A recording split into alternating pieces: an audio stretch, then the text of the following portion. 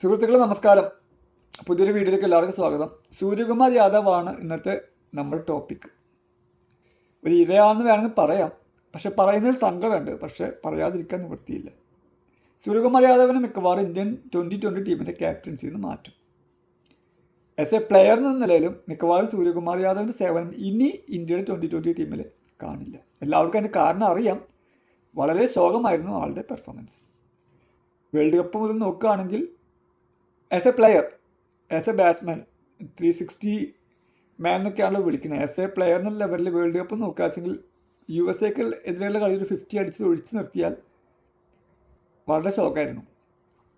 എന്ന് പറഞ്ഞു കഴിഞ്ഞാൽ റൺസ് കയറുന്നില്ല, ഔട്ട് ഓഫ് ഫോം അല്ല, ഔട്ട് ഓഫ് റൺസ് ആണെന്ന് പറഞ്ഞിട്ട് അദ്ദേഹം 1-2 കളിക്ക് മര്യാദ കളിച്ചു. പക്ഷേ പിന്നെയും അദ്ദേഹം ഔട്ട് ഓഫ് റൺസ് അല്ല, ഔട്ട് ഓഫ് ഫോം തന്നെയാണെന്ന് തെളിയിച്ചു.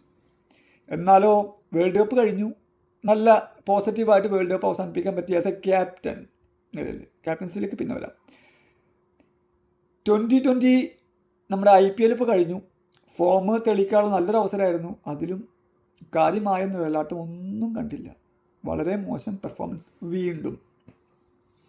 ഇതൊക്കെ കൊണ്ട് തന്നെ സൂര്യകുമാർ യാദവിന് സൂര്യകുമാർ യാദവിൻ്റെ കയ്യിൽ നിന്ന് ക്യാപ്റ്റൻസി തെളിക്കാനുള്ള സാധ്യതയുണ്ട്. കൂടാതെ ക്യാപ്റ്റൻസി മാത്രമല്ല, കൂടാതെ ആളേനും കൂടി മിക്കവാറും തെറിക്കാനുള്ള സാധ്യതകൾ കാണുന്നുണ്ട്.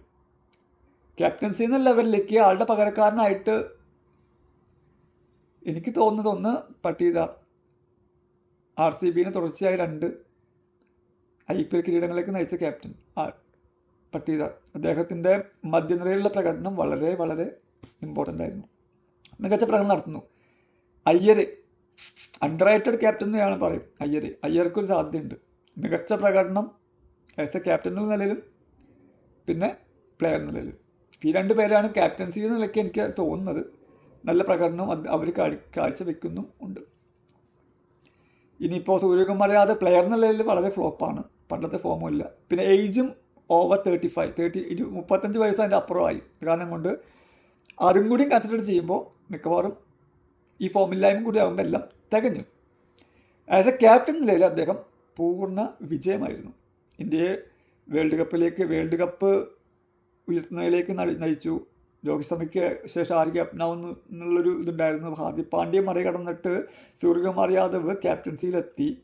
അപ്രതീക്ഷിതമായിരുന്നു. പക്ഷേ അദ്ദേഹം നിയന്ത്രിച്ച 52 കളികളിൽ 42 കളി ജയിച്ചു. മോർ ദാൻ 80% ആണ് വിന്നിങ് ശതമാനം. വിജയ ശതമാനം 80ൻ്റെ മേലെയാണ്. 8 കളി അങ്ങോട്ട് തോറ്റിട്ടുള്ളൂ, 2 കളി നടന്നില്ല തോന്നുന്നു. ഇത്രയ്ക്കും റെക്കോർഡ് ക്യാപ്റ്റൻസിയിലുണ്ട്. പക്ഷേ ബാറ്റിങ്ങിൽ ഫ്ലോപ്പാണ്. എപ്പോഴും ക്യാപ്റ്റൻസിയിൽ കടിച്ചു നിൽക്കാൻ പറ്റില്ലല്ലോ. 35 വയസ്സായി. പിന്നെ പുതിയൊരു മാറ്റം എന്തായാലും പ്രതീക്ഷിക്കാം. സാധ്യതകൾ ഗില്ലിനും സാധ്യതയുണ്ട്.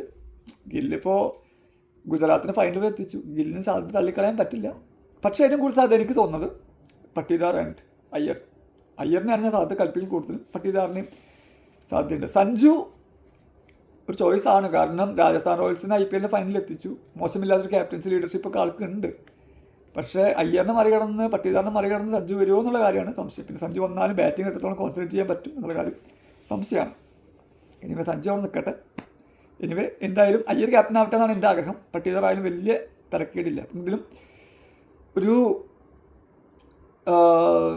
2020 വിന്നിങ് ക്യാപ്റ്റൻ എന്ന നിലയിൽ എല്ലാവരും ഒരു കിരീടമൊക്കെ ആയിട്ടാണ് സൂര്യകുമാർ യാദവ് പടിയിറങ്ങുക. ഈ വരുന്ന അയർലൻഡ് ഇംഗ്ലണ്ട് പര്യടനത്തിൽ മിക്കവാറും പുതിയൊരു ക്യാപ്റ്റനെയും മിക്കവാറും സൂര്യകുമാർ യാദവിൻ്റെ റീപ്ലേസ്മെൻറ്റും കാണും എന്നാണ് പ്രതീക്ഷിക്കുന്നത്. ഇനിയും മിക്കവാറും ക്യാപ്റ്റൻസി നിലയിലും പ്ലെയർ നിലയിലും ഇന്ത്യൻ BCCI നമ്മുടെ സൂര്യകുമാർ യാദവിൻ്റെ ഒരു വിശ്വാസം കൊടുക്കാൻ സാധ്യത കാണുന്നില്ല. നിങ്ങളുടെ അഭിപ്രായം കമൻറ്റ് ബോക്സിൽ പറയാം.